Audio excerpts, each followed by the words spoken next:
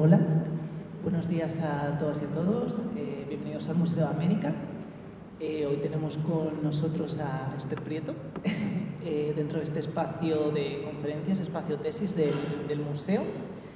Y nada, voy a ser encargado de presentarla y decir que ella es doctora en Historia por la Universidad de Sevilla, con una tesis titulada Pintura, Comercio e Intercambio Cultural entre Sevilla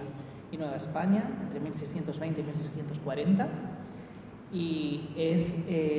investigadora y asistente honoraria de la Universidad de Sevilla, además de investigadora colaboradora en la Universidad de Lisboa y recientemente también profesora en el grado de Antropología de la Universidad de Valladolid. Así que nada, enhorabuena y encantado de recibirte aquí. Y nada, hoy en la conferencia que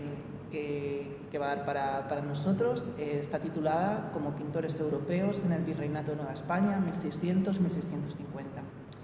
En la conferencia de hoy abordará, a través del análisis de ejemplos pictóricos representativos, la complejidad de los intercambios culturales en el ámbito atlántico, su papel en el desarrollo del arte virreinal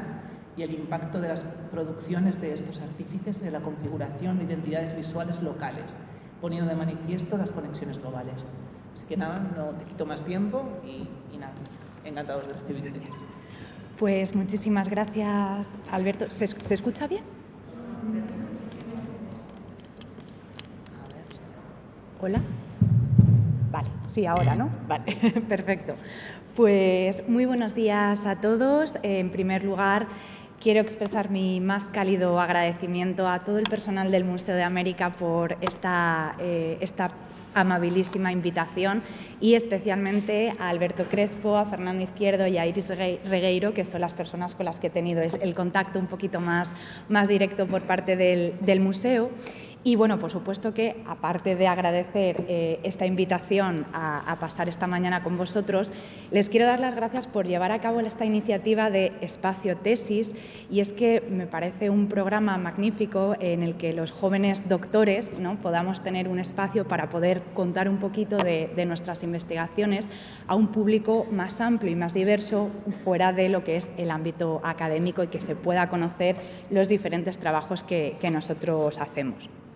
Por supuesto, también gracias a todos los presentes por estar aquí esta mañana, porque es verdad que hay un día fantástico en Madrid y seguramente hay muchísimos planes interesantes por hacer, así que gracias a todos los que habéis elegido acompañarnos. También he de decir que veo muchas caras conocidas y familiares que no suele ser habitual que vea en conferencias, así que me hace más ilusión todavía poderlas tener. Y personalmente me hace muchísima ilusión estar aquí porque precisamente en este espacio, en esta sala, participé hace unos cuantos años, a los inicios de mi vida como investigadora, participé aquí en un congreso, entonces es muy bonito poder volver otra vez, ¿no?, cuando ya he terminado esa tesis doctoral, ¿no? O sea, tiene esa parte también un poquito sentimental, si me lo permitís. Bien, como comentaba Alberto, el tema del que voy a hablaros hoy a lo largo de la mañana es uno de los bloques de mi tesis doctoral, la cual fue defendida el pasado mes de julio dentro del programa de Historia de la Universidad de Sevilla con la especialización en Historia del Arte. Y antes de centrarnos en estas cuestiones, pues me gustaría hablaros un poquito, ¿no?, de lo que fue esa tesis doctoral titulada, como bien ha dicho el compañero, Pintura, Comercio e Intercambio Cultural entre Sevilla y Nueva España, 1620-1650. Este trabajo está conformado por 1.554 páginas y ha sido establecido bajo la perspectiva de una metodología interdisciplinar, combinando una serie de métodos presentes en los diferentes estudios histórico-artísticos y fundamentándose en tres grupos principales de fuentes tanto archivísticas como bibliográficas como artísticas, las cuales han sido analizadas y revisadas bajo el prisma de la historia cultural y de la cultura visual. El amplio trabajo, ¿no?, que conforma esta tesis se cimienta sobre 4 ámbitos principales de estudio. Por un lado, la ornamentación de los navíos hispánicos, la circulación de objetos culturales y el mercado artístico transatlántico desarrollado desde la ciudad hispalense hacia los territorios novohispanos, así como la movilidad de pintores europeos hacia el espacio americano y el consumo artístico de la sociedad de la Nueva España, con especial atención en el arte pictórico, contando con unas fechas extremas entre 1620 y 1640, y por supuesto con el objetivo general de poder profundizar el conocimiento y la puesta en valor de todas estas cuestiones. Dentro de los dos primeros ámbitos que acabo de señalar, los objetivos principales que nosotros nos propusimos fue la elaboración de un análisis y una observación pormenorizada en torno al tránsito de los bienes y las transacciones comerciales que tuvieron lugar a través de la carrera de Indias. El medio que posibilitó la existencia de las mismas fue el navío, elemento que en sí mismo también contaba con decoración artística, por lo que planteamos un estudio para conocer cómo era este tipo de ornamentación, qué tipo de embarcaciones contaban con ella y los artistas que trabajaron en este entorno marítimo. A partir de ello, nos centramos en el mercado de obras artísticas, especialmente en las pinturas, en el cual fue acontecido entre España y México durante la primera mitad del 600, con la intención de poder aportar respuestas a las interesantísimas incógnitas que plantea esta línea de investigación, como las razones, por supuesto, que motivaron la existencia de este tráfico cultural, cuáles eran las tipologías artísticas que lo conformaban, los artífices que participaron en el mismo, las temáticas e iconografías representadas, el modo en el que se trasladaban todas estas obras de arte, la cantidad de piezas que eran enviadas, los lugares a los que estaban destinadas, los diferentes agentes que protagonizaron este intercambio, así como el medio por el cual viajaron todos estos elementos, el navío, ahondando en su aspecto artístico, como hemos indicado. Por otro lado, los objetivos que quisimos alcanzar en el ámbito dedicado al traslado de los maestros del arte de la pintura europeos hacia la Nueva España fueron la reflexión y el análisis en torno a los pretextos que motivaron que estos artífices emprendieran la travesía hacia el otro del Atlántico, tanto su formación, la producción desarrollada antes de su partida, los trabajos llevados a cabo en el territorio novohispano, las principales ciudades en las que estuvieron asentados y la condición social del artista, para poder así contemplar y establecer una relación en lo que supuso la llegada de estos pintores y con ellos las tendencias pictóricas al virreinato, tanto en los propios creadores contemporáneos como en el desarrollo de la pintura mexicana. Y con el último ámbito, el objetivo principal del mismo fue establecer un estudio pormenorizado sobre el consumo y coleccionismo artístico por parte de los heterogéneos grupos sociales que conformaban la población de la Nueva España durante los siglos XVI y XVII, empleando para ello la consulta de las fuentes archivísticas, a través de las cuales elaboramos una serie de análisis cualitativos y cuantitativos para descubrir cómo era el gusto artístico de la sociedad, poniéndolo de manifiesto con el existente en la península ibérica. Con todos estos 4 bloques que conformaban la tesis, nuestra intención fue destacar y difundir la intensa relación cultural mantenida entre Sevilla y Nueva España durante la Edad Moderna, enfatizando la significativa labor que desempeñaron tanto los envíos de obras de arte como las pinturas ejecutadas por artistas de procedencia europea en tierras mexicanas y el papel como agentes culturales que ejercieron en un mundo que estaba en plena expansión global. Bueno, ya vamos a centrarnos en el tema, ¿no?, que nos trae a esta mañana de sábado hoy. Y tenéis en pantalla un breve estado de la cuestión, por si hay personas que estén más interesadas específicamente en las cuestiones. Y bueno, pues simplemente mencionar que las publicaciones o los autores más destacados, ¿no?, que han trabajado estas relaciones de pintores europeos que se trasladan a América, específicamente en México, a lo largo de la Edad Moderna, pues se da cuenta un poquito de ellos, tanto en catálogos de exposiciones más o menos recientes, como puede ser la magnífica de la exposición que se hizo sobre los fondos de la Hispanic Society de Nueva York en el Museo del Prado, y bueno, pues también contamos con los grandes pesos pesados de la historiografía artística, tanto mexicana como española, como pueden ser Diego Angulo, Clara Bargelini, Jonathan Brown, Marcus Borg, José Bernardo Couto, Jaime Cuadriello, Juana Gutiérrez Haces. Es decir, los grandes especialistas de estas cuestiones también han abordado temas relacionados con estos pintores específicos que se trasladan. Y bueno, tampoco quiero detenerme mucho más, pero si alguno tiene más interés, pues si no, se lo puedo facilitar de otro modo. Bueno, para ponernos un poco en el contexto, este traslado de pintores procedentes de diversos lugares del viejo continente hacia las diferentes localidades de los territorios americanos no fue exclusivamente algo único que se diera en el siglo XVII, ni tampoco solo de maestros dedicados al arte de la pintura, ya que desde fechas tempranas del 500 nos encontramos con testimonios y obras arquitectónicas, artísticas y escultóricas realizadas por artífices europeos, especialmente peninsulares, flamencos e italianos, en espacios tan diversos como Santo Domingo, Cuba, Lima o Puebla, entre otros. Como recogió la investigadora Fraga González, podemos establecer una división entre los artistas plásticos que viajaron hacia América en el siglo XVI, según los motivos de su partida. Por ejemplo, tenemos artistas que se trasladaron por causas relacionadas con asuntos de la corona, es decir, formando parte de expediciones o incluso incluyéndose en séquitos de virreyes. O también tenemos a religiosos con conocimientos sobre la práctica pictórica que se trasladaban para llevar a cabo las tareas de evangelización. Pero sin duda es verdad que el grupo más nutrido de todos estos pintores que se trasladan a las Indias durante este siglo, y también sucederá en la centuria siguiente, ¿no?, en el siglo XVII,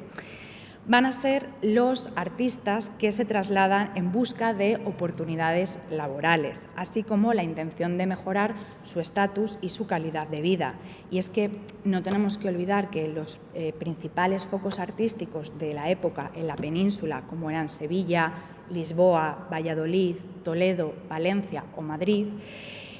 existía una fuerte competencia y el acceso a los gremios como a las propias licencias para poder desarrollarse como maestros del arte de la pintura era muy complejo, ¿no? Por tanto, vieron una opción el poder trasladarse a las Indias para desarrollar su trabajo y tener, bueno, pues una calidad de vida mejor, tal y como pues, nos pasa en la actualidad, ¿no?, a los investigadores, que muchas veces tenemos que irnos al extranjero para poder tener una mejor calidad y dedicarnos a la investigación. Por citar algún ejemplo, me he ido para atrás, nada, lo tenemos aquí. Por citar algunos ejemplos de manera rápida de artistas con obras conservadas en la actualidad, nos encontramos, por ejemplo, como tienen en pantalla, al religioso Bernardo Vitti, considerado como el introductor de las tendencias manieristas en la plástica peruana, quien viajó hacia Lima en 1574 junto a una serie de jesuitas procedentes de Roma. Vitti fue requerido por la necesidad de dotar de pinturas y esculturas a los templos de la Compañía de Jesús que se estaban erigiendo en el Virreinato del Perú, trabajando en la propia Ciudad de los Reyes, en Cuzco, en Arequipa o en Puno, y ejecutando célebres y conocidas obras que causaron una gran influencia en el ámbito del Perú, como la que tienen en pantalla de la Coronación de la Virgen en la iglesia de San Pedro de Lima o la Virgen del Pajarito de la Catedral de Cuzco. En el plano arquitectónico tenemos otro ejemplo y es el extremeño Martín Casillas, alarife o arquitecto, a quien ya se documenta desde 1580 en México y estuvo radicado en ciudades como Puebla, Ciudad de México, en las que trabajó para la catedral, o en Guadalajara, localidad en la que estuvo vinculado de igual modo a su fábrica catedralicia. En el caso de México, los pintores que sabemos con seguridad que se establecieron en este virreinato gracias a las fuentes documentales o bien a que han sobrevivido sus creaciones son los siguientes y los que tienen en pantalla. Cristóbal Rodríguez de Quesada, Juan de Illescas, Fray Jerónimo de Mendieta, Pedro Robles, Alonso López, Nicolás Tejeda de Guzmán, Francisco Morales, Francisco de Ibía, o también conocido como Francisco de Zumaya, Simón Pereins, Andrés de la Concha, Alonso Franco y Baltasar de Echave Orio. Por cuestiones de tiempo no podemos ahondar mucho en la biografía de estos personajes que llegan en el siglo XVI, pero queremos, por supuesto, señalar que gracias a su traslado y la llegada de obras artísticas, especialmente estampas, grabados y pinturas, comenzaron a arribar las tendencias artísticas europeas a la Nueva España. Estos artistas trabajaron principalmente para los numerosos recintos religiosos que se estaban erigiendo a lo largo y a lo ancho del virreinato, siguiendo las directrices que ya impusieron los reyes católicos al comienzo de la gestión en América: que todos sus soberanos estuviesen bajo la misma corona y el mismo credo. De ahí la importancia de las labores de evangelización, difusión del catolicismo y la erección de catedrales, iglesias parroquiales, conventos y sedes de las órdenes religiosas, entre otras. La gran mayoría de las pinturas conservadas y atribuidas a los pinceles de estos artistas que han tenido anteriormente en pantalla son de carácter religioso, siendo muy populares, por ejemplo, las representaciones marianas con la Virgen con el Niño o la Inmaculada Concepción, a Cristo, personajes hagiográficos tanto femeninos como masculinas y también escenas de la vida y de la pasión de Jesús. Todas estas obras cuentan con una gran influencia de las estampas procedentes del norte de Europa y una estética con ciertos tintes flamencos e italianos de clara raigambre renacentista y, a partir ya de 1580, incorporando elementos manieristas. Por detenernos un pelinín en estos artistas, en pantalla tienen el caso de Simón Pereins, un caso fascinante porque este es un artista flamenco que trabaja en Lisboa, trabaja en Italia, trabaja en Madrid, por tanto un artista curtido en diferentes ambientes europeos que se acaba trasladando a México en el séquito del virrey Marqués de Falces y bueno, pues llega, ¿no?, a la Nueva España imponiendo una manera muy particular que tendrá mucha repercusión a lo largo de toda la centuria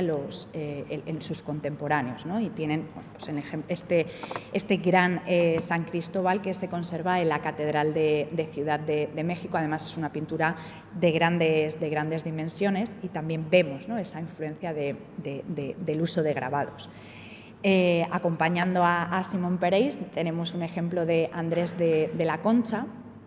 un artista en el que ya empezamos a ver esos elementos manieristas que comentaba antes, ¿no? Vemos cómo se van alargando un poquito más las figuras, vemos estas composiciones más dinámicas en las que aparece una escena terrenal y una escena celestial, ¿no?, con una clara división entre la parte terrenal y la parte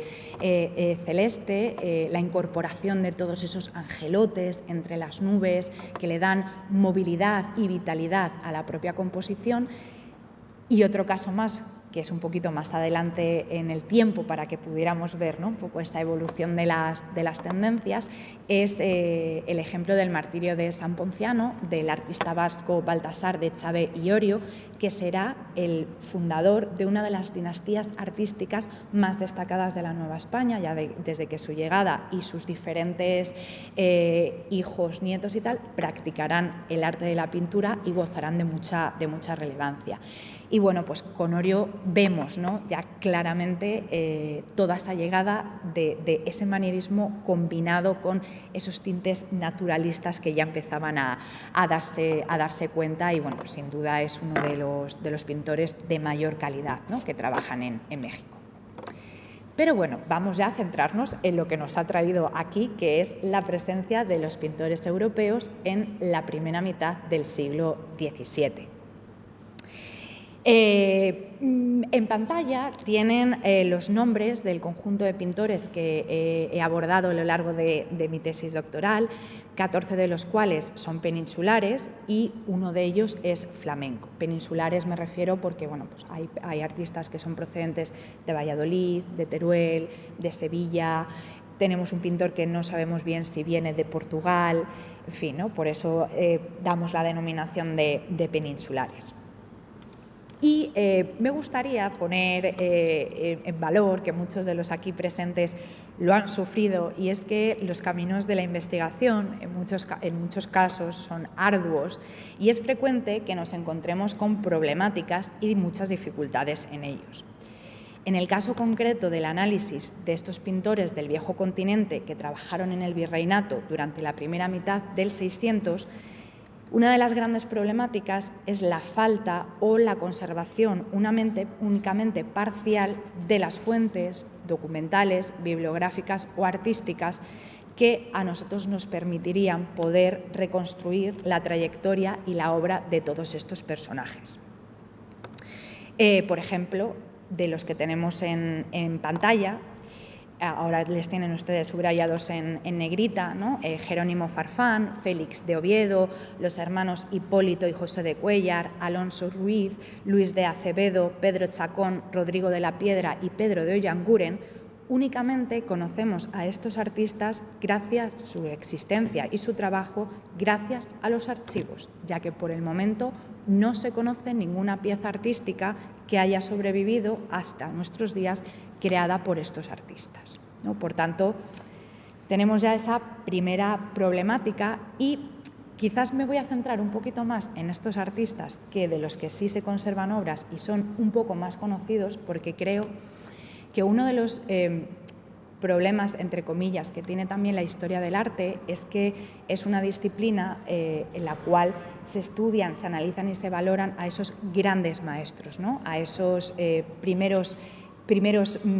adalides de la pintura, pero no fueron los únicos, fueron numerosos los diferentes artistas que trabajaron en los diferentes ámbitos y dedicándose a no solamente elaborar un lienzo, sino también se hacían decoraciones efímeras, se hacían decoraciones para navíos, es decir, que la práctica artística, especialmente la pictórica, fue muy amplia y muchos de estos nombres han quedado un poco en el olvido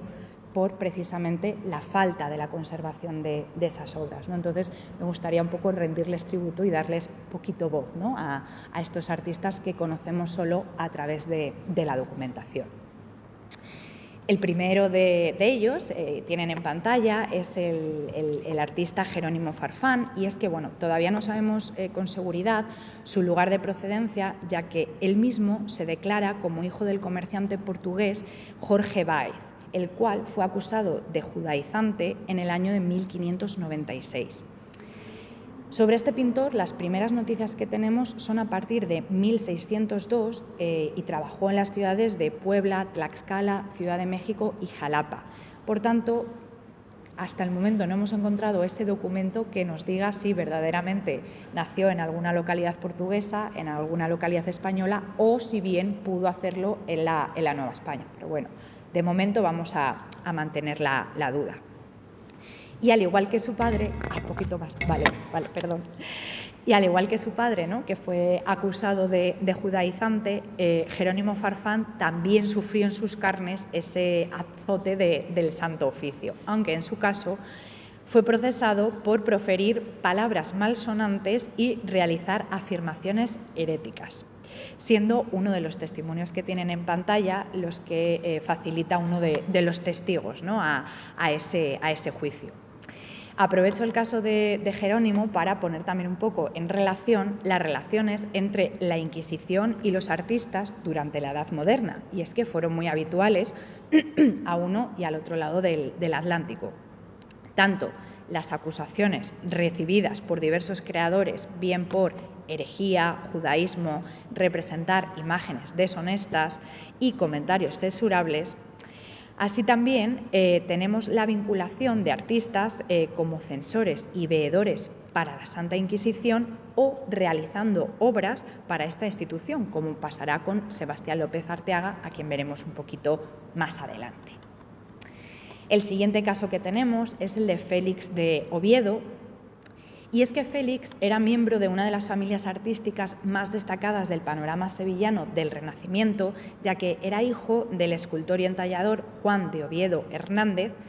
hermano del arquitecto y escultor Juan de Oviedo, y también de los escultores Martín y Pedro de Oviedo,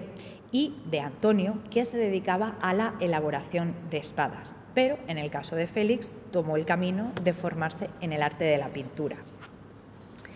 La única vinculación que por el momento tenemos de este artista con el ámbito artístico es precisamente el contrato de aprendizaje que tienen ustedes en pantalla, que lo realizará con Alonso Vázquez, otro de los artistas que veremos un poquito más adelante, con el cual seguiría estando vinculado con el paso del tiempo y la distancia geográfica, ya que Félix figura como testigo en el testamento que realiza Alonso Vázquez en 1607, cuando fallece en la capital del Virreinato de la Nueva España. Gracias a los investigadores Espinosa y Palomero conocemos que Oviedo fallece en el viaje de vuelta de la navegación oceánica de Sevilla hacia las Indias, ¿no? Fallece en alta mar. Y en él, gracias a esa documentación, se sabe que se desempeñaba como capitán de artillería y como mercader.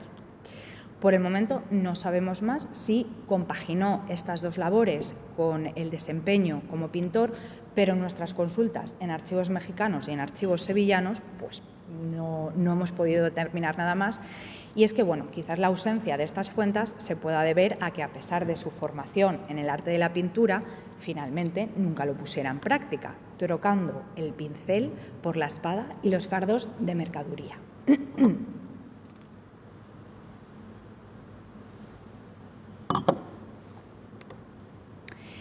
En el caso de los hermanos Cuéllar, Hipólito y José, conocemos datos de ellos a partir de 1605, en el caso de Hipólito, precisamente en la Ciudad de México, en la que estuvo trabajando varios años, si bien se trasladaría posteriormente a Puebla de Los Ángeles, en la que también trabajaría su hermano,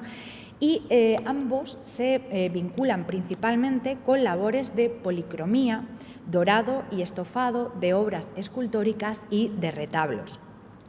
Algunos de los recintos para los que trabajan son en Puebla son la Iglesia del Carmen, la Iglesia de Santo Domingo, la de San José, los hospitales de San Bernardo y de la Concepción, el convento de Santa Teresa y el templo de San Francisco.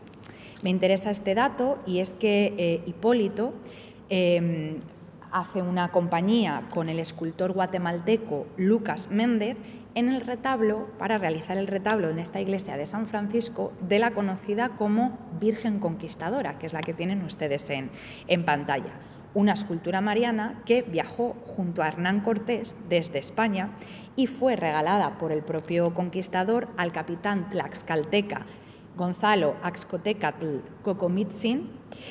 en agradecimiento al apoyo que prestaron, como todos conocemos, ¿no?, los tlaxcaltecas a las huestes españolas ante los mexicas. Estuvo ubicada principalmente en los primeros tiempos en el convento franciscano de Tlaxcala, pero debido a la creciente importancia que tuvo el panorama religioso en la ciudad de Puebla y la conformación de la sede episcopal en esa ciudad, se acaba trasladando al también convento franciscano, pero en este caso de Puebla, esta escultura, en la cual en la actualidad sigue estando ubicada en el mismo templo. Además, forma parte del recinto en el que está la tumba del beato Sebastián de Aparicio, un personaje religioso que tiene mucha devoción en todo este entorno.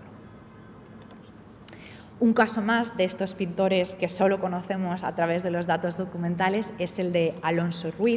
el cual presentamos de manera inédita y del cual, por el momento, únicamente hemos encontrado la información relativa a su licencia de pasajero a Indias. Y es que no tenemos que olvidarnos que cualquier persona que quisiera viajar a las Indias o a los territorios americanos debía contar con este documento, el cual era pues una especie del pasaporte que nosotros diríamos en la actualidad, ¿no?, el cual era ratificado por los funcionarios de la Casa de la Contratación de Sevilla, el poderosísimo organismo que gestionaba todas las relaciones entre los virreinatos y la península. En mayo de 1608, Alonso Ruiz comienza con toda esta burocracia, denominándose él mismo como pintor y pintor famoso. Además, se dice que era vecino de Madrid, al igual que sus padres, y que uno de sus primos, llamado Francisco de Vergara, vivía en la capital de México y le había hecho llamar. Por eso quería trasladarse hacia esta ciudad. Pero después de nuestras pesquisas en archivos mexicanos intentando dar con algún Alonso Ruiz, no hemos podido encontrar más cosas, pero seguiremos trabajando en ello. Nos vamos a centrar ahora en 3 artistas, como son Luis de Acevedo, Pedro Chacón y Rodrigo de la Piedra, a los 3 los cuales les encontramos residiendo y trabajando en Puebla durante las primeras décadas del siglo XVII. Algunas de las obras en las que estos artistas participan fueron, por ejemplo, en el caso de Luis de Acevedo, en la elaboración del arco y de la portada que fueron costeados por el Cabildo Metropolitano para el recibimiento de Juan de Mendoza y Luna, el marqués de Montes Claros, cuando fue nombrado virrey y llegó a Puebla en su camino hacia la Ciudad de México. Y es que no podemos olvidar y dejar de mencionar la destacadísima función que desempeñaba el virrey en los territorios americanos, ya que era la máxima autoridad allende el Atlántico y la personificación del poder real. La llegada del nuevo virrey a la Nueva España era una auténtica ceremonia, la cual comenzaba con su propia llegada a Sevilla, todo ese embarque en las flotas a través del puerto de Guadalquivir o el de Cádiz, en función de cómo estuviera ese año en la crecida del río. Y una vez arribaba todo ese conjunto de galeones, de mercancías y de cargamentos al puerto de San Juan de Ulúa, pegado a Veracruz, se emprendía todo un recorrido terrestre hacia la Ciudad de México. Entonces, en las principales localidades que existían a lo largo de ese territorio, se realizaba un recibimiento por parte de las autoridades locales al virrey, creando, pues como pues hoy mismo pasa, ¿no? Cuando una autoridad va a visitar una ciudad, pues las ciudades se engalanan, se realizan festejos y en este caso pasaba lo mismo. Se levantaban arquitecturas efímeras como arcos triunfales para recibir a esos virreyes, ¿no? Arcos decorados sobre todo con figuras mitológicas que expresaban un poco esa metáfora de la personificación del propio virrey, y se celebraban también diferentes festejos como corridas de toros, justas poéticas, en fin, una verdadera fiesta para celebrar esa llegada. Entonces, estábamos con Luis de Acevedo y es que pues participa, ¿no?, en ese arco triunfal que se erige para la llegada del marqués de Montes Claros. Y es muy interesante la documentación que nos dice el archivo, ya que participaron también artistas indígenas, ¿no? Por tanto, que esta también es una cosa interesante para tener en cuenta, porque se piensa que al principio, pues eran solo artistas españoles o europeos los que trabajan al principio, y no, también colaboraban mano con mano con propios artistas indígenas, ¿no? Entonces, en todo este proceso que se conserva en el archivo de lo que era el Cabildo Metropolitano de Puebla, hoy Archivo Municipal de Puebla, se elevan una serie de quejas en los que, y cito textualmente, los diferentes maestros, que aparte de Luis de Acevedo formaba parte del arco, decían que algunos regidores han venido y les han quitado a los indios pintores, pidiendo que por favor les devolvieran para poder cumplir el cometido, ¿no? Y si volvían a hacerlo, se multaría con 50 reales ese robo, entre comillas, de los artistas destinados a ese arco. Por otro lado, nos encontramos con Pedro Chacón, procedente de Antequera, quien sería maestro de Rodrigo de la Piedra,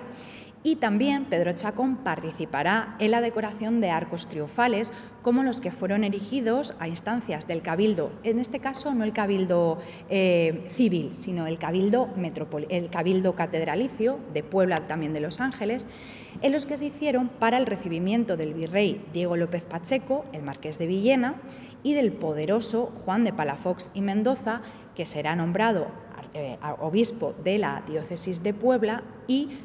durante un lapso de tiempo también será virrey interino. Ambos arcos realizados en 1640, cuando llegan estos personajes. El ahora mencionado, Rodrigo de la Piedra, ¿no? el discípulo de Pedro Chacón, también tenemos una relación suya con este tipo de obras de arquitectura efímera, ¿no?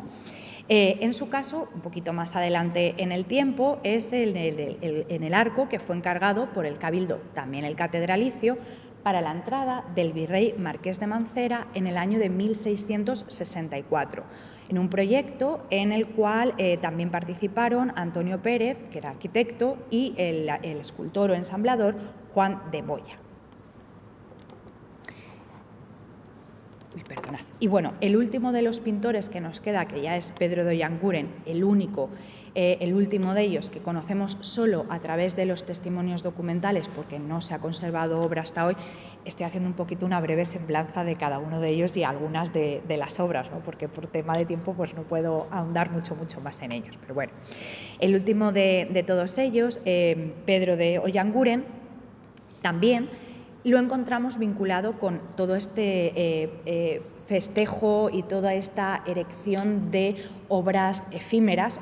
pero en su caso en la Ciudad de México, ¿no? Y es que le encontramos en colaboración de José Juárez, un pintor ya nacido en la Nueva España y que será uno de los más destacados de la primera mitad del siglo XVII, les encontramos trabajando al limón en la elaboración del arco triunfal que estaba destinada a la entrada del arzobispo mexicano Feliciano de la Vega, un trabajo el cual estuvo valorado en 800 pesos,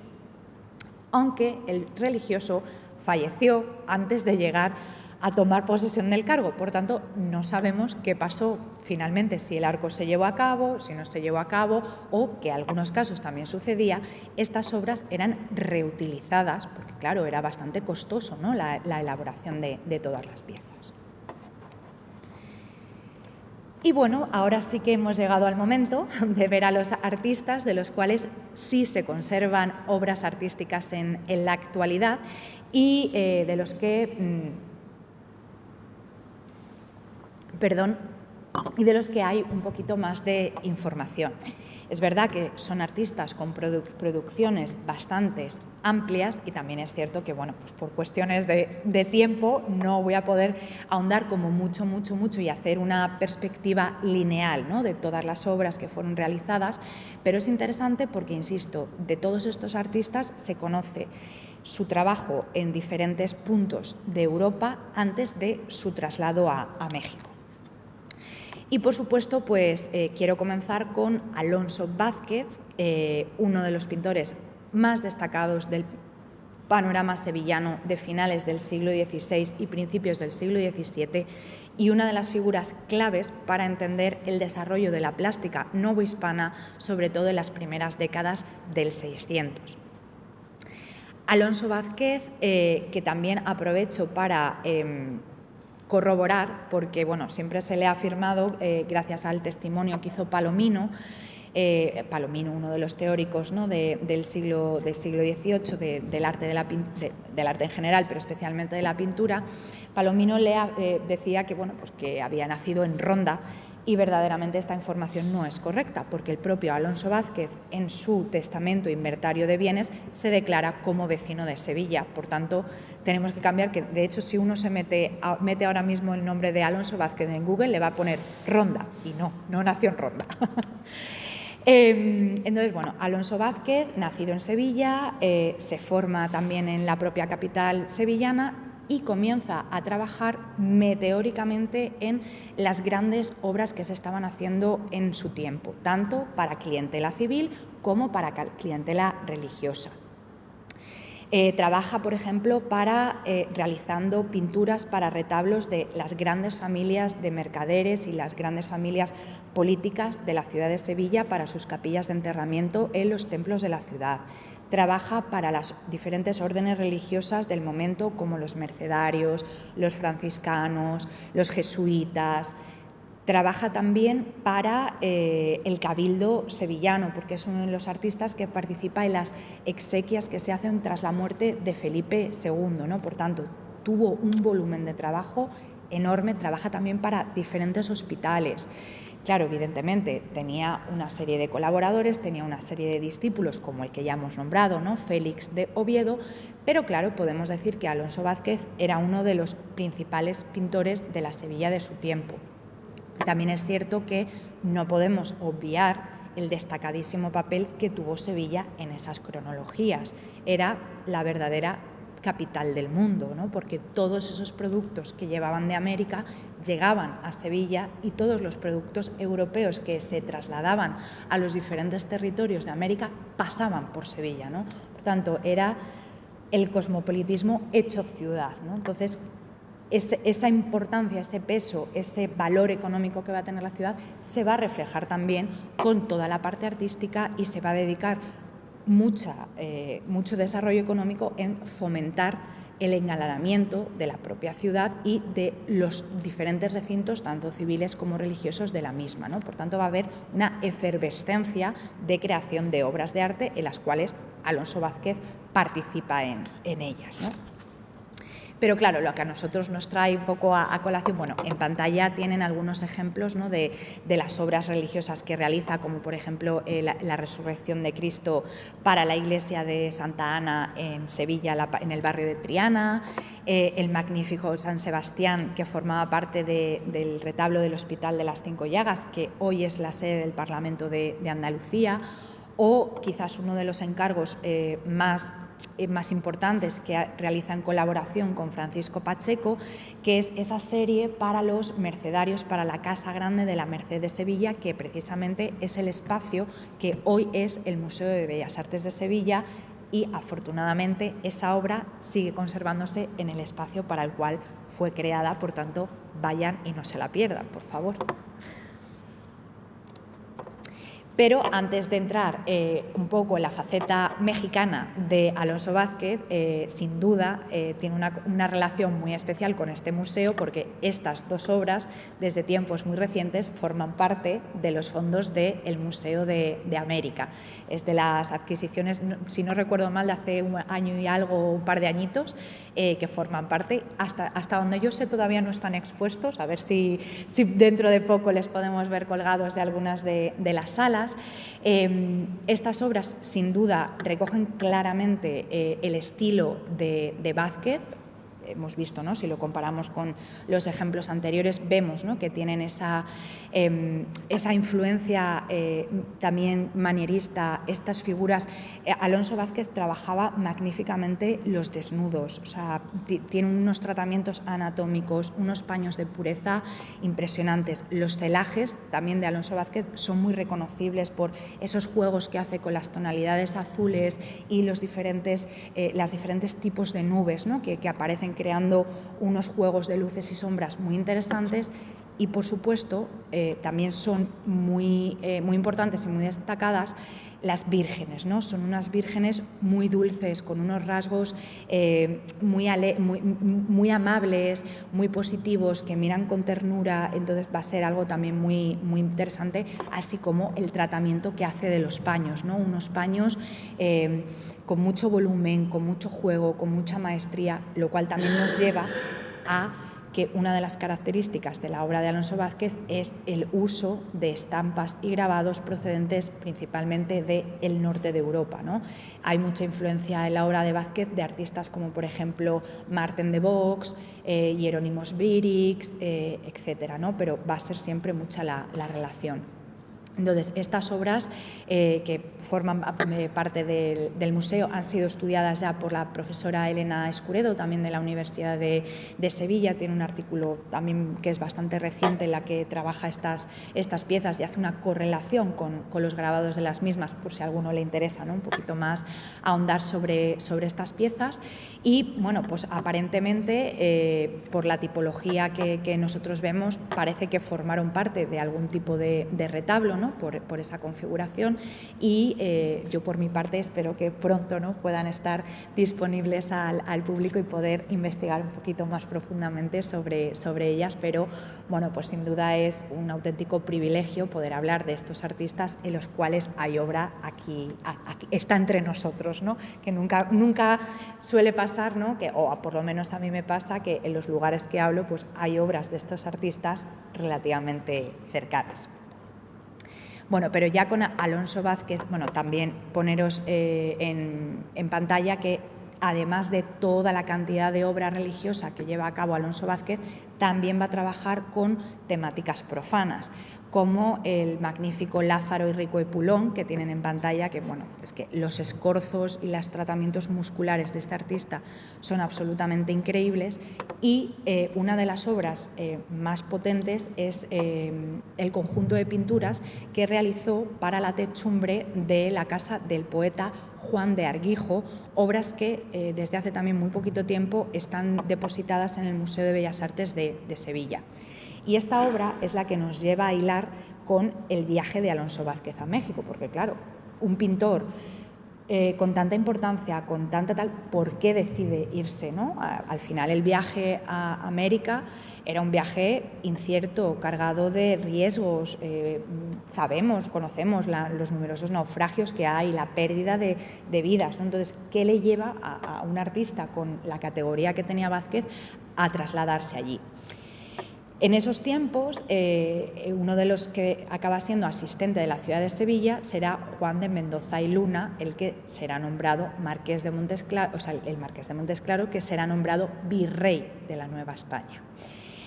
Aunque no hay una prueba documental que pueda dar ciencia cierta de ello, Juan de Mendoza y Luna era un personaje cultísimo, amante de las letras, de las artes, gran mecenas tanto de poetas como de pintores, y es probable que entrara en contacto con Alonso Vázquez, que no nos olvidemos que era un pintor de los más destacados, gracias a esas tertulias literarias y artísticas que se llevaban a cabo por parte de poetas, intelectuales y nobles en la ciudad de Sevilla. Eran varias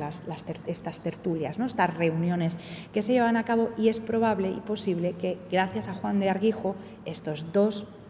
personajes pudieran entrar en contacto y que Alonso Vázquez viajara como una suerte de pintor cortesano, es decir, un pintor al servicio del propio virrey, hacia Nueva España, ¿no?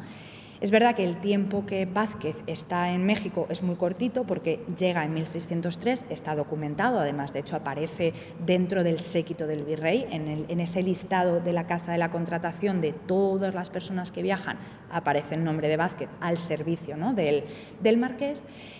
Y únicamente está hasta 1607 porque fallece, ¿no? Pero en esos 4 años a Alonso Vázquez le da tiempo a participar en algunos de los encargos más destacados de todo el virreinato, como es la serie de pinturas que se realizan para el Hospital de Jesús, centro o nosocomio de gran importancia porque fue fundado por el propio Hernán Cortés. Y tenemos claro en relación, ¿no?, el Hospital de Jesús, fundado por Hernán Cortés, pues una de las obras que formaban parte del mismo es este Martirio de San Hipólito, porque no nos olvidemos que la caída de Tenochtitlan fue el día de San Hipólito, ¿no? Por eso tiene tanta relación y tanta importancia este santo con la Nueva España, ¿no? Entonces vemos claramente a Hernán Cortés orante hacia el martirio del santo, con una ciudad, bueno, pues las ciudades imaginarias, ideales, tan características, ¿no?, de ese tránsito del siglo XVI al siglo XVII. Y bueno, pues también es considerada una de las primigenias o primeras representaciones de Hernán Cortés que se conservan en la actualidad, ¿no? Y hoy en día esta obra está en el Museo Nacional de Historia de México y, bueno, sin duda es de una importancia capital. Para este mismo recinto, para el Hospital de Jesús, también elabora esta Inmaculada Concepción que tienen en pantalla. Es verdad, la mexicana es esta de aquí, que bien es cierto que la calidad de la imagen que les traigo no es la mejor, pero es que no he encontrado una fotografía mejor, pero vemos claramente la conexión con también otra Inmaculada que se conserva en el Museo de Bellas Artes de Sevilla y que una vez más nos lleva, ¿no?, a esa influencia del uso de grabados y de estampas y, por supuesto, a la importancia también que tuvo las representaciones de las Inmaculadas Concepciones a lo largo de la Edad Moderna, siendo una de las iconografías marianas más potentes y más representadas, ¿no? Y tampoco puedo hablar mucho más de ella, pero bueno. También por centrar otros de los dos importantes trabajos en los que participa Alonso Vázquez, de los cuales no se conserva nada en la actualidad, únicamente las menciones documentales, son el retablo que se realiza para la Universidad de México, porque una de las primeras universidades fundadas en los territorios americanos fue la Pontificia Universidad de México. Entonces, Alonso Vázquez se encarga de realizar el retablo principal de la iglesia de la universidad, claro, imaginemos, ¿no? Y también realiza otra serie de pinturas para el retablo de lo que era el Palacio de los Virreyes, ¿no? O sea, el lugar políticamente más importante de todo el virreinato. En el caso de los trabajos para el Palacio de los Virreyes desaparecen porque, este espacio sufre varios motines, pero el más complejo fue el de 1692, en el cual el palacio acaba ardiendo y en ese fatídico incendio pues se pierden las obras de Vázquez, pero también obras como de Tiziano, Alonso Sánchez Coello, que habían viajado a través del mercado artístico en los siglos XVI y XVII, ¿no? Por tanto, se perdieron grandes obras maestras. Voy a ir un poquito más rápido pasando por artistas. Y ahora vamos a cambiar un poco de aires, de tercios, y vamos a ir con Alonso López de Herrera, otro pintor que, como en el caso de Vázquez, con estos de los problemas de su lugar de nacimiento, la historiografía mexicana le atribuía su nacimiento en Valladolid, México, pero no, verdaderamente este personaje era nacido en Valladolid, España, y esto lo sabemos gracias a el documento, porque este pintor acabará profesando en la Orden de San Agustín, se acabará convirtiendo en dominico. Entonces, en esa información, cuando él empieza a formar parte de la Orden, se declara como natural de Valladolid, España, ¿no? Por tanto, que también pasa lo mismo. Si uno chequea algo de información, le dice que es de, incluso hoy en día, ¿no? Por tanto, no. Es de Valladolid, España. Otra de las informaciones sobre Alonso López de Herrera, que tampoco es correcta, es que se le ha atribuido también a lo largo de la historiografía que este personaje viajó en el séquito de Fray García Guerra, que será nombrado arzobispo de México y también fungirá como virrey durante muy poquito tiempo porque al pobre personaje le pilla un coche de un carro allí en México y acaba falleciendo, ¿no? Entonces, la historiografía nos dice que forma parte de ese séquito y yo les puedo decir que he consultado todas las listas, todos los embarques, tal, y el nombre de Alonso López de Herrera no aparece dentro del séquito de Fray García Guerra. Los otros Alonso López de Herrera que aparecen en el archivo de India son mercaderes peruanos, es decir, que no es nuestro personaje, por tanto, tenemos que seguir trabajando a ver si pudo embarcar con un nombre diferente o cómo llegó. Pero lo que sí es cierto es que en 1608 ya está en el virreinato y este artista va a trabajar principalmente con obras religiosas para, como les decía, ¿no?, que él se acaba haciendo dominico con obras vinculadas para los dominicos de México, y también va a trabajar muy mano a mano con el propio Fray García Guerra. ¿Que una relación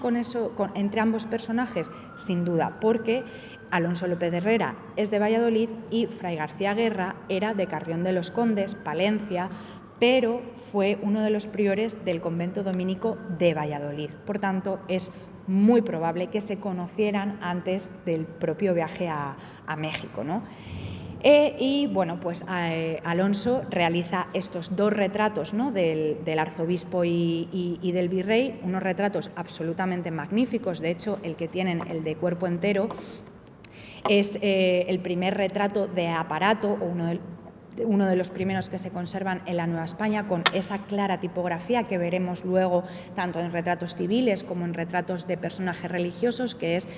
ese personaje representado de cuerpo entero, con un cortinaje en la parte trasera que cae, con una mesa en la que aparecen diferentes elementos que nos permiten identificar a ese personaje, ¿no? Y aquí, claro, nosotros lo tenemos por esa tiara arzobispal, también tenemos la cincha con la cruz de los dominicos, vemos aquí no del todo su propio escudo nobiliario y una serie de libros que están todos relacionados también con teóricos de la orden de los dominicos, ¿no? Por tanto, esta tipología de retratos va a ser muy popular en la Nueva España durante los siglos XVII y XVIII y este es uno de los primeros, ¿no? En este retrato de medio cuerpo vemos lo introspectivo, ¿no? que es la práctica de Alonso López de Herrera, porque bueno, vemos al personaje cómo está marcada la propia expresión. Además vemos también cómo agarra ese papel como con un gesto de poder, ¿no? O sea, de que es una persona que está ejerciendo un tipo de poder.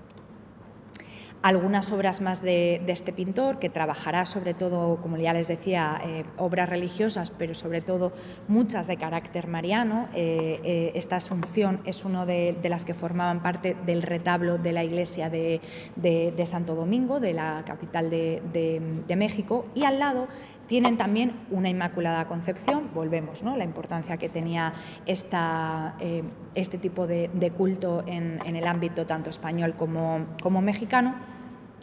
Y bueno, es una obra interesante, forma parte hoy en día de la Hispanic Society de Nueva York.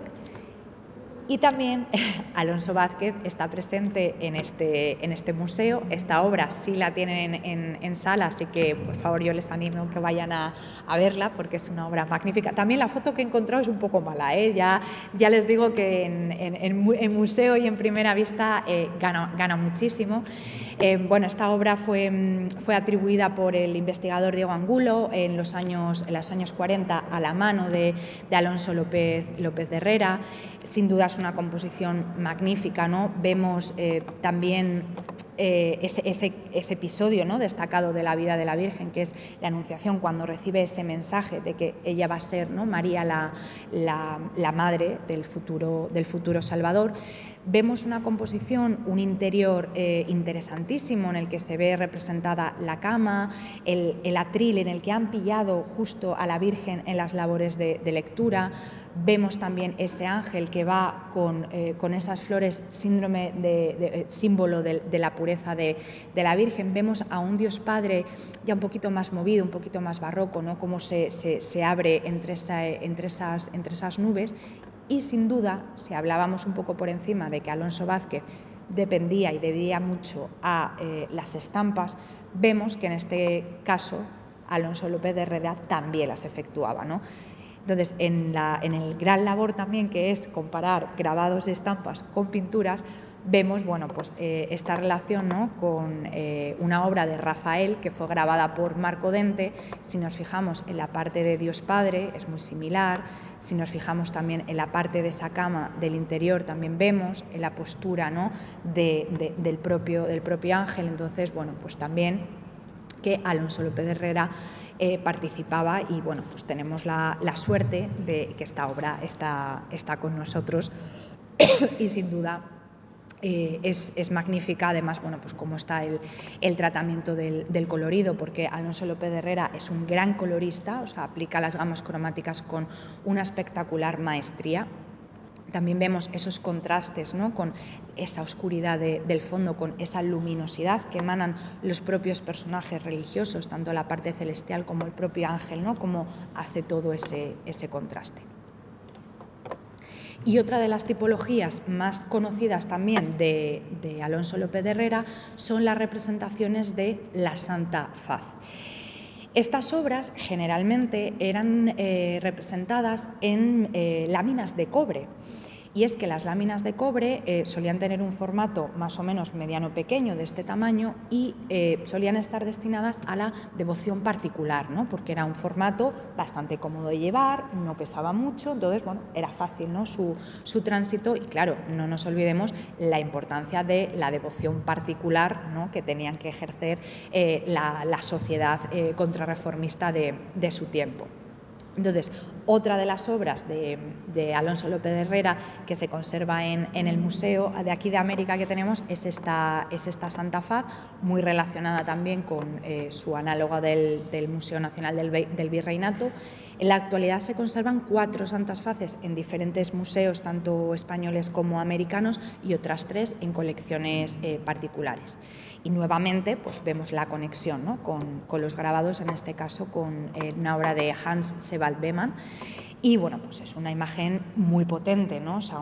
puramente dramática, ese Cristo que le vemos, ¿no? Que está sufriendo con esa corona de espinas, con esas gotas de sangre que caen por su rostro, ese pelo bien representado y bueno, pues como era propio, ¿no? Era una obra, pues insisto, ¿no? Para gestionar la devoción y tener esa voy a pasar un poquito rápido porque creo que ya me estoy yendo de hora. Entonces, bueno, de manera un poco rápida, es cierto que estos artistas que voy a presentar ahora quizás son de los más conocidos o de los que más se ha trabajado y hay más información, pero bueno, pues simplemente mencionar alguna cosa de ellos. Ya estamos avanzando un poquito más en el tiempo, son artistas que llegan a partir de los años 40 a la Nueva España y en este caso tenemos a Sebastián López de Arteaga, que él es de nacimiento sevillano, se forma en Sevilla, trabaja allí, también estará unos años trabajando en Cádiz.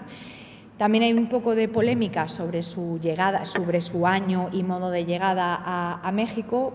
Hay autores que lo atribuyen a que formaba parte del séquito del Marqués de Villena, pero una vez más hemos consultado todos esos listados y el nombre de Sebastián López de Arteaga no aparece, por tanto no sabemos bien cómo llegó. Lo que sí que es cierto es que ya a partir de 1642 se le empieza a documentar trabajando en el virreinato. López de Arteaga también va a participar en las decoraciones de algunos arcos triunfales, como comentaba con artistas anteriores, y va a estar relacionado sobre todo con diferentes estamentos religiosos. Va a estar muy vinculado con la Inquisición, de hecho él intentará y se inicia todo ese proceso para que fuera nombrado familiar de la Santa Inquisición, si bien, bueno, es una documentación fascinante que está conservada en el Archivo Histórico Nacional aquí en Madrid y bueno, claro, tenían que hacer comprobaciones de un lado, del otro del Atlántico y tal, y al final se dilató tanto en el tiempo que este personaje fallece en 1652 sin que se hubiera resuelto su nombramiento, ¿no? Pero estuvo vinculado a la Inquisición, realiza varios retratos de inquisidores, de obispos y tal para ellos, y trabaja sobre todo para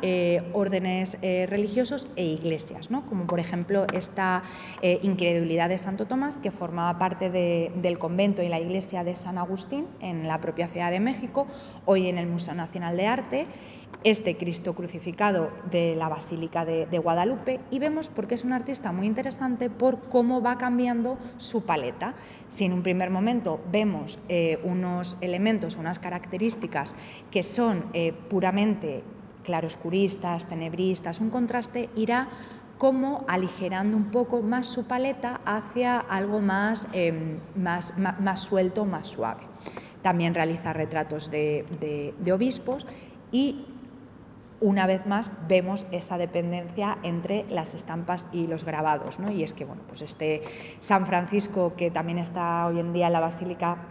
de Guadalupe, pues deriva claramente de este grabado que hace Lucas Bosterman en 1620. Muy rápido nos vamos con Pedro García Ferrer. En este caso, y el que vamos a ver el siguiente, que es Diego de Borgraf, ambos personajes llegan a la Nueva España en compañía del ya mencionado Juan de Palafox y Mendoza. Es decir, también van a ser dos artistas vinculados al séquito de un personaje principal. En el caso de García Ferrer, nacido en Alcoriza, en Teruel, Se sabe y se tiene constancia de que se forma entre las diferentes zonas de Aragón y en Valencia y trabaja en el ámbito de la Comunidad Valenciana, en el ámbito de Zaragoza y en Madrid. Por tanto, tenemos a un artista que trabaja en diferentes escuelas españolas de su tiempo, por tanto, absorbe, ¿no?, un poco esas características, y estas dos obras son de la etapa anterior de su viaje a México, ¿no? Bueno, el magnífico martirio de los santos jesuitas del Japón, que está hoy en día en el Museo de Bellas Artes de Valencia, es un cuadro de unas dimensiones enorme, verdaderamente espectacular, o este martirio de San Lupercio, que se conserva en el Seminario de San Carlos Borromeo de Zaragoza. Y, como les decía, se va a trasladar García Ferrer en compañía de Juan de Palafox y se va a convertir en su hombre de confianza para todas las cuestiones artísticas que tienen que ver con el arzobispado, porque Juan de Palafox va a llegar y va a renovar por completo la Catedral de Puebla, tanto arquitectónicamente como pictóricamente, y va a hacer diferentes mejoras en templos de la ciudad. Por tanto, la persona que va a estar vinculada y tal va a ser García Ferrer, y aparte de estas labores un poco más tal, también va a practicar la pintura, y nada más y nada menos que se va a encargar del retablo de la Catedral de Puebla. Entonces, este retablo está con los principales lienzos que lo conforman, porque, bueno, claro, es un retablo que ha sido pues ha sido transformado con el cambio del tiempo. Entonces, bueno, pues vemos una adoración de los pastores, vemos también una adoración de los reyes en las partes inferiores, y el gran lienzo que conforma este retablo es como no, una Inmaculada Concepción, la cual sí es verdad que ha sido un poquito alterada con el paso también del tiempo. En el caso de García Ferrer es interesante porque es de los pocos artistas que sabemos que vuelve a España. El resto de los artistas de los cuales tenemos noticias acaban muriendo en México, tal, pero García Ferrer vuelve. Y vuelve porque, estando en México, también se convierte en religioso. Entonces, a su vuelta a la península, entrará a formar parte del servicio del arzobispo de Toledo y trabajará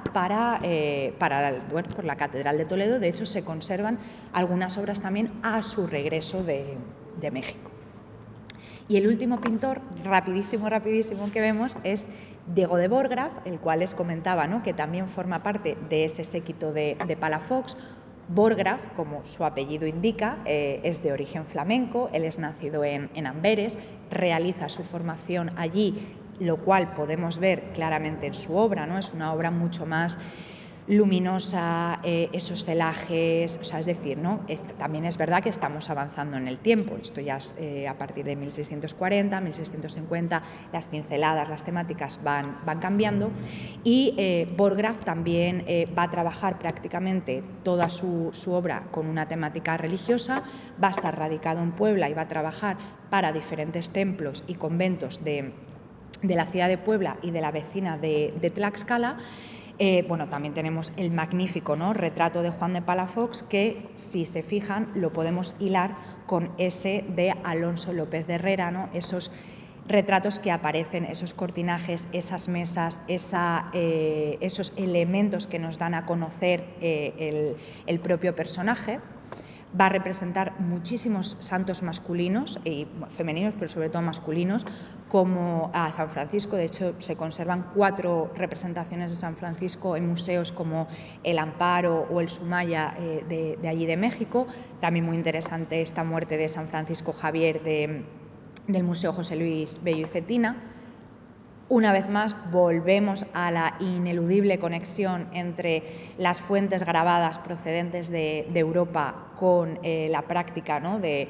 los pintores. En este caso, bueno, pues esta Virgen entre Santa Ana y San Joaquín, que está actualmente en la iglesia de San José de Puebla, y vemos su correspondiente correlación, ¿no?, con el grabado de Schelte Adam Bolsward, uno de los grabadores del norte de Europa más activos en su época. También Borgraf trabajará aparte de su vinculación con Palafox, más adelante también Seguirá vinculado a la catedral con esta magnífica Inmaculada Concepción, que poco tiene que ver a las que hemos visto anteriores, ¿no? Porque esto ya es muy movido, no hay tantos elementos, no hay tantos personajes, ha cambiado, y también bueno, pues vemos un caso más genérico de la propia Santa Teresa. Y ya voy con esto sí que sí a concluir. Y es que, bueno, ha sido un panorama un poquito rápido, porque es cierto que estos artistas, ¿no?, pues tienen mucho de los que contar y es un poco complejo el poderse concentrar. Y por recapitular un poco, bueno, pues hemos visto que esta serie de pintores trabajaron principalmente en la Ciudad de México y de Puebla, siendo las ciudades más destacadas en el desarrollo de la plástica virreinal de la primera mitad del siglo XVII, décadas en las cuales aún conviven retazos de la corriente manierista, elementos naturalistas y características del tenebrismo, las cuales irán evolucionando hacia un pleno estilo barroquizante. Los creadores que hemos visto participarán en numerosas labores, tales como la policromía de tallas y retablos, la elaboración de tablas y lienzos para espacios religiosos como recintos conventuales, iglesias parroquiales, catedrales, templos hospitalarios o capillas privadas, para espacios institucionales como la sede de la universidad o la del Santo Oficio y también el Palacio de los Virreyes, y de igual modo para residencias particulares. También estos artistas se encargarán de obras efímeras dedicadas a los fastos, como las entradas virreinales y arzobispales, la Semana Santa, el Corpus Christi o las exequias funerarias. De igual modo que en el suelo peninsular y europeo, los pintores que se asentaron en el virreinato contaron con unas ordenanzas, necesitaron estar examinados para poder desempeñarse en la práctica pictórica, formaron a aprendices, tuvieron vinculaciones con la Inquisición, formaron compañías de trabajo, crearon redes de carácter endogámico y reivindicaron la liberalidad de su arte. Los pinceles europeos instalados en el Virreinato de la Nueva España transmitieron los lenguajes allí aprendidos y se adaptaron a un espacio diferente del que procedían, dando como resultado una plástica riquísima en sus formas y un imaginario visual fascinante, fruto de los intercambios culturales desarrollados a través del Atlántico con un concepto claramente global. Muchas gracias.